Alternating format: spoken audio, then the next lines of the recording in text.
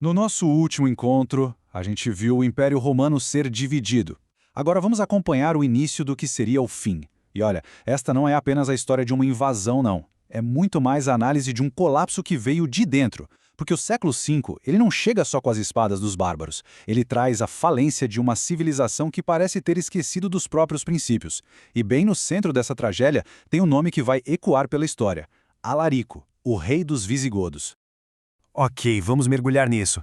Tenta imaginar o que os romanos sentiram ao ver pela primeira vez em 800 anos seus muros sagrados serem violados. A questão que vai guiar a nossa análise hoje é bem essa. O que acontece quando algo que se acreditava ser eterno revela a sua mortalidade? No fim das contas, Roma foi assassinada ou ela mesma abriu as veias? Então, o ponto crucial é este. O que aconteceu em 410 não foi a causa da morte, foi a confirmação dela. Os godos de Alarico que entraram pelos portões de Roma não eram a doença. Eram, na verdade, os médicos legistas, apenas expondo uma decomposição que já acontecia por dentro há décadas. Para a gente entender de verdade esse saque, a gente precisa primeiro dar um passo para trás e olhar para o estado do Império Romano antes mesmo de Alarico chegar. A verdadeira ruína não estava nos muros que seriam derrubados, mas no coração do poder romano que, já estava desmoronando por dentro. Agora, o que é realmente interessante aqui é o contraste. De um lado, a gente tem a imagem de propaganda, a Roma eterna, protegida pelos deuses, o centro do universo. Do outro, a realidade nua e crua que historiadores como Gibbon descrevem, um império corroído pela corrupção, paralisado por brigas internas e, talvez o mais importante, uma civilização que já não acreditava na própria grandeza. E essa citação do Edward Gibbon, ela resume tudo perfeitamente. O barulho nas muralhas não era apenas o som de uma batalha, era o som de uma era inteira, a antiguidade clássica chegando a um fim estrondoso e definitivo. Vamos focar agora nos personagens centrais desse drama. De um lado, a gente tem Alarico, o agressor, sim, mas com uma longa lista de queixas legítimas. Do outro, o imperador Honório, um líder que se tornou símbolo da mais completa ausência de liderança. É fundamental entender que os visigodos não eram simplesmente bárbaros selvagens. Como Federati, eles eram tropas aliadas federadas a Roma que por gerações defenderam as fronteiras do império. Eles eram parte do sistema. Só que depois de anos de promessas quebradas, preconceito e calote, a aliança se rompeu. O que eles queriam não era só pilhagem, era o reconhecimento e o respeito que lhes haviam sido negados. E quem deveria liderar a defesa? O imperador Honório. Só que ele não estava em Roma.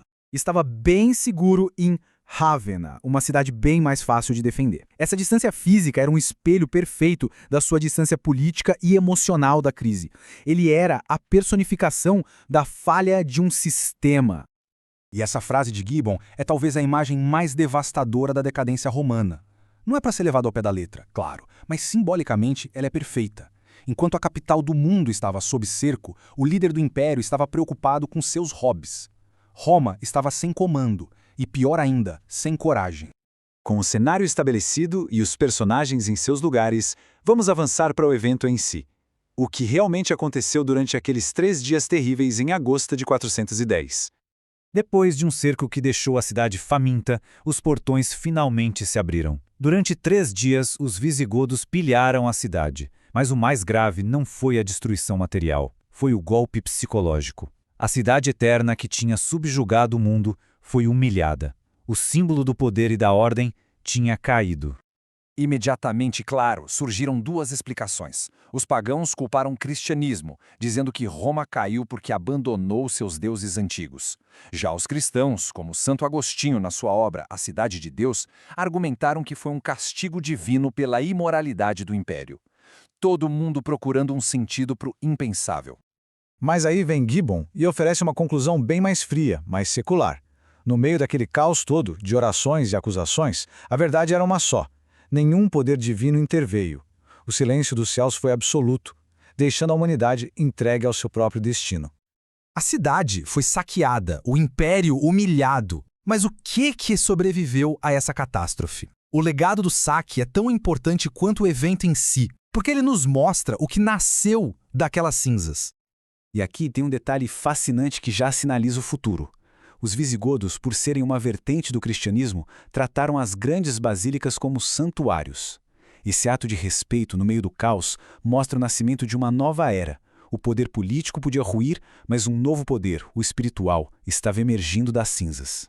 O saque de 410 é um ponto de virada na história. É um marco que muitos historiadores usam para definir o fim da antiguidade. Ele provou que mesmo o maior dos impérios é mortal. Mas também mostrou que uma ideia, a ideia de Roma, era forte o suficiente para sobreviver à sua destruição física, sendo herdada pela Igreja. E isso nos traz de volta à nossa tese principal. Roma não caiu por causa dos bárbaros. Roma caiu porque suas virtudes, sua fé em si mesma e sua coragem já tinham partido muito antes dos godos chegarem. O saque foi apenas a cerimônia de enterro. Essa história toda nos deixa com uma reflexão. Na vida pessoal ou na sociedade, quantas vezes a gente não vê algo que parecia sólido, eterno, ruir por causa de suas próprias fraquezas internas? Os ciclos de ascensão e queda não pertencem só aos livros de história. Se esta análise provocou alguma reflexão, compartilhe.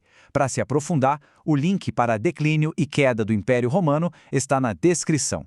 Apoiar o canal nos ajuda a continuar essa jornada pelo conhecimento. Muito obrigado pela companhia